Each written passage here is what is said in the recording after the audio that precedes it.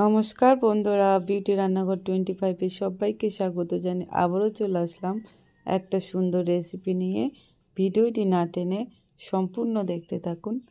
রেসিপিটার জন্য এখানে আমি সামান্য একটু ময়দা নিয়ে নিয়েছি, আর এবার এখানে আমি অ্যাড করে দেব বাঁধাকপি, দিয়ে দেব গাজর, এবার এখানে দিয়ে দেব পেঁয়াজ পাতা।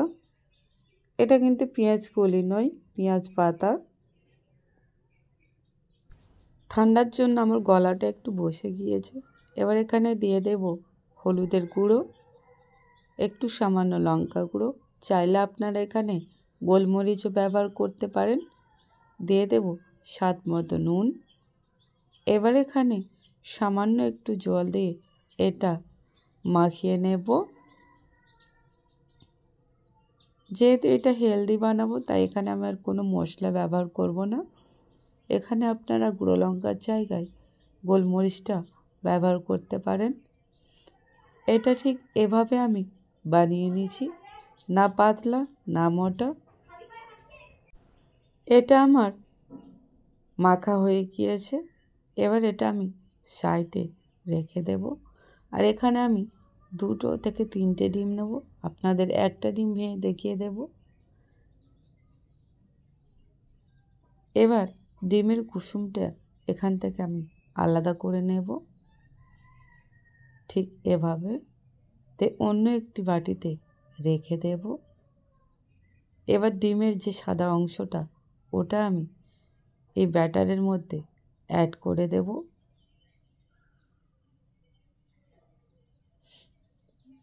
এখানে দেখানোর জন্য একটা ডিম করে দেখালাম, বাদ বাকি ডিম আমি পরে অ্যাড করে দেব। দিয়ে এটা খুব ভালো করে আমি আবারও ফেটে নেব। এবার একটা তাওয়া নিয়ে নিয়েছি, আর এর মধ্যে দিয়ে দেব সাদা তেল। তেলটা তাওয়ার চারদিকটা একটু ঘুরিয়ে লাগিয়ে নেব। এবার যে সবজির ব্যাটারটা আমি করেছিলাম, সেটা এখানে অ্যাড করে দেব। আপনারা চাইলে পাতলাও করতে পারেন, তবে আমি এরকমই রেখেছি, এটা পাতলাই। এটা আমি 2 রকমভাবে ভেজে দেখাবো। এবার যে ডিমের কুসুমটা আমি তুলে নিয়েছিলাম, সেটা এখানে অ্যাড করে দেব। এবার এখানে দিয়ে দেব ওপর থেকে সামান্য জিরে গুঁড়ো। জিরেটা আমি আগেই শুকনো খোলায় ভেজে তুলে রেখে গুঁড়ো করে নিয়েছিলাম। এটা কিন্তু কাঁচা জিরে গুঁড়ো মশলা নয়। এবার একটা পাত্র আমি এখানে ঢাকা দিয়ে কিছুক্ষণ রেখে দেব।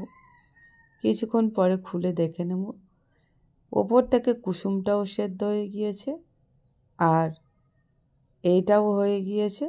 এটা আপনারা এভাবে খেতে পারেন, আবার এটা উল্টে পাল্টে ভেজেও খেতে পারেন। তবে এভাবে খেলে বেশি হেলদি হবে। এটা একদম শক্ত হয়ে গিয়েছে।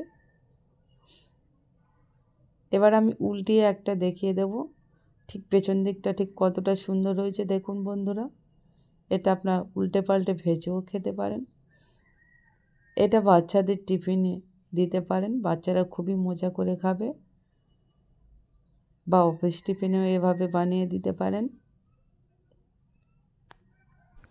এভাবে এটা উল্টে পাল্টে ভেজেও খেতে পারেন।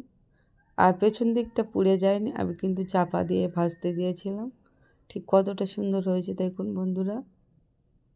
এটা একদমই ভাজা হয়ে গিয়েছে।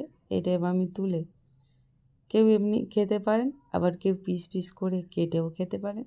তাই বীজখান থেকে কেটে আমি দেখিয়ে দেব ঠিক কতটা সুন্দর হয়েছে।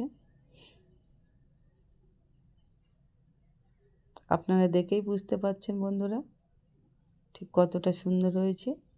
আমার সকালের নাস্তা বা ব্রেকফাস্ট রেডি। আমার এই রেসিপিটা আপনাদের কেমন লাগলো তা অবশ্যই কমেন্ট করে জানাবেন বন্ধুরা আমাকে। রেসিপিটি ভালো লাগলে লাইক কমেন্ট শেয়ার সাবস্ক্রাইব অবশ্যই করবেন, আর বেশি বেশি করে শেয়ার করে দেবেন বন্ধুদের কাছে।